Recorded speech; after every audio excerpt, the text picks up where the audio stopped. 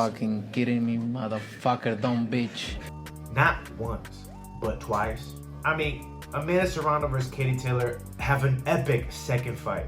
Amazing performance by both ladies, but overshadowed by a terrible decision. And I mean, I would say 99% of people who watched that fight would agree with me. I have heard some surprising opinions from people that I respect, like Showbiz the Adult, said that in person, he saw Katie Taylor winning, which I thought was surprising, but it's not that surprising because sometimes the reality is in person, fights look different than when they look on TV. You know, from my perspective, at a bar 50 feet away from the television, what I'm seeing is a total domination by Amanda Serrano. I scored it 7-3, and Katie Taylor even got a point deduction. You can't make this shit up! You know, I mean, she outlanded Katie Taylor in every single round except the 6th round. On top of that, more power punches, more body shots, and more jabs. I do think that accidentally on purpose headbutt won Katie Taylor the fight. Now, let me explain. I don't consider headbutting dirty. I consider it a part of the sport. Now, what the reality is, when you're in the ring, you're fighting for your life. Look at some of the tragedies that have happened in the past. You are fighting for your life. You do whatever it takes to win, whatever it takes to survive, whatever it takes to live to fight another day. That being said, I've used headbutts in fights. I've used my elbows in fights. I've thrown low blows on purpose. I've also had all of those things done to me. Now, I don't blame fighters for doing things like that. I've been headbutted and I've been cut with a headbutt. I've been hit low on purpose. I've had elbows drill me in the face. What you have to understand is there's an art to dirty boxing. There's an art to it. You know, and I don't think that Katie Taylor was being too subtle about how she was fighting dirty. You know, she was being a little too obvious on how she was coming in with her head. Orthodox and southpaws tend to have that issue. I fought 7 southpaws professionally. If anybody could tell you, I know. They tend to have that issue where they butt heads. But at the end of the day, we're professionals.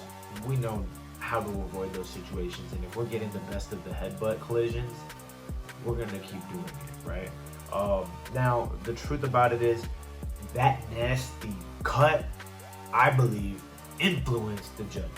I think that was a big reason on why the judges were looking at Katie like she was winning the fight. And I mean, it's subconscious, but it's a real thing. You know, my coaches back in the day would always tell me never to wear white when you're fighting. Why? Because if you bleed, it just gets all over you and everybody can tell. And the judges are influenced by that. This is something that's known. It looks from a distance like Katie Taylor's winning that fight. It looks like it. And at the end of the day, perception is reality sometimes. Although she got that point taken away for the headbutt, I think that the headbutt collision and cut on Amanda Serrano's eye was the best thing that happened to Katie Taylor. Not only was that influencing the judges, but she also had a target point on where to hit. She was going after that cut the whole night, as she should. Because now she's at an advantage, right? She's the fighter who's not bleeding. She's the fighter who's not visually impaired. She's the fighter who can see better. She's the fighter who can just keep opening that gash, which was really ugly. At one point, the doctor even had to intervene. What I'm trying to say is that that's part of boxing, okay? All of that's part of boxing. All that's part of the sport. To be fair, Katie Taylor used her head to win the fight. No pun intended. The CompuBox numbers don't count headbutts, because if they did, there was a lot of contact made on Amanda Serrano's face. Amanda took a lot of damage from those headbutts, obviously. Did she win the fight? I believe so. A lot of people believe so. Most people believe so.